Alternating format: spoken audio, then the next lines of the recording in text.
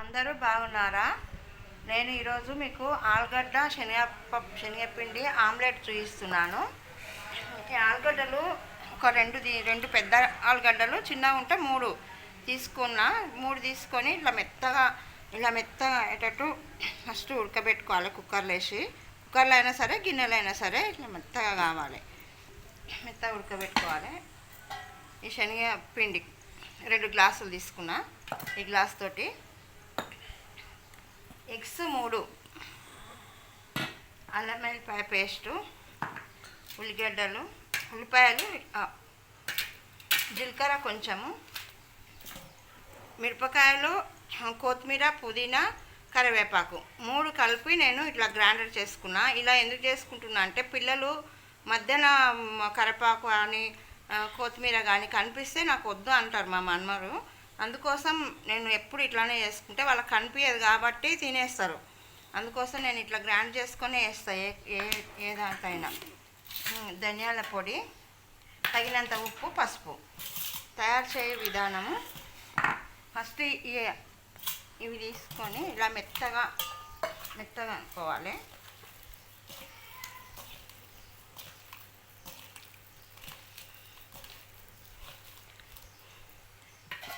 శనగపిండి,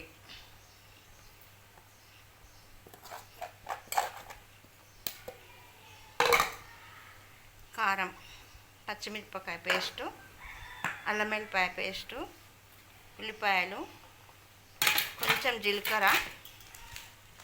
జీలకర్ర వేస్తే మంచిగా టేస్ట్ వస్తుంది మధ్యన. ఎగ్స్ 3 ఎగ్స్ ఇలా కలుపుకోవాలి. తగినంత పసుపు, ఉప్పు 2 టీ స్పూన్లు. తగినంత మనం ఉప్పు తక్కువ తినేవాళ్ళు ఉప్పు తక్కువ వేసుకోవాలి, ఎక్కువ తినేవాళ్ళు ఎక్కువ వేసుకోవాలి. ధనియాల పొడి,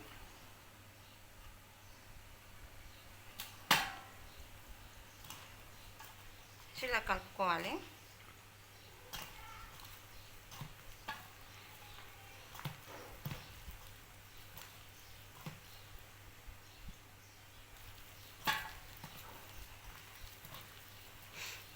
మనం కారపప్పలైనా చపాతీ ఇట్లా చేసుకునేటట్టే ఉండాలి. ఇట్లా రొట్టెలాగానే చేసుకునేటట్టే కాల్చుకోవాలి పెనం మీద. ఇలానే ఉండాలి. నీళ్ళు పోయకుండా సరిపోతుంది. నీళ్ళు పోస్తే మళ్ళీ జోరుగా అవుతుంది, రాదు. ఇలా వేసుకొని పెట్టుకోవాలి.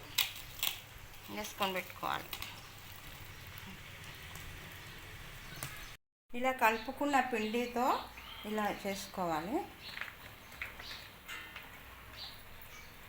వాటర్ అద్దుకుంటూ ఇలా కొంచెం చిన్నగానే వేసుకోవాలి. పెద్దగా అయితే ఇట్లా పాన్ పెట్టుకొని స్టవ్ మీద ఇలా వేసుకోవాలి. కానీ 2 పక్కల కలుసుకోవాలి. ఆయిల్లో వేసుకోవద్దు. ఇలా 2 పక్కల కలుసుకోవడం వల్ల ఆయిల్ తినని వాళ్ళకి ఇలా చేసుకోవచ్చు. పిల్లలకి స్నాక్స్లో పెట్టచ్చు. సాయంత్రం పూట వచ్చినప్పుడు కూడా పిల్లలకి ఇవ్వచ్చు. స్నాక్స్ బాక్స్లో కూడా చిన్న మంట మీద ఇట్లా 2 పక్కల కాల్చుకోవాలి. మంచిగా కాల్చుకుంటే లోపలంతా మంచిగా కాలుతాయి కాబట్టి కొంచెం చిన్న మంట మీద చాలాసేపు కాల్చుకోవాలి. ఇలా కాలిన తర్వాత ఇలా పెట్టుకోవాలి.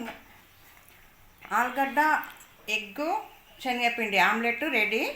ఇది పిల్లల స్నాక్స్లలో పెడితే ఇష్టపడతారు, మంచిగా తింటారు, చాలా రుచిగా ఉంటుంది. మా పిల్లలకి ఇలానే చేస్తా. ఆయిల్ ఎక్కువ తినిపించొద్దనే ఉద్దేశంతో నేను ఇలా చేస్తా. మీరు కూడా చేసుకోవాలని కోరుకుంటున్నాను. ఈ వీడియో మీకు నచ్చినట్లయితే లైక్ చేయండి, షేర్ చేయండి, సబ్స్క్రైబ్ చేయండి.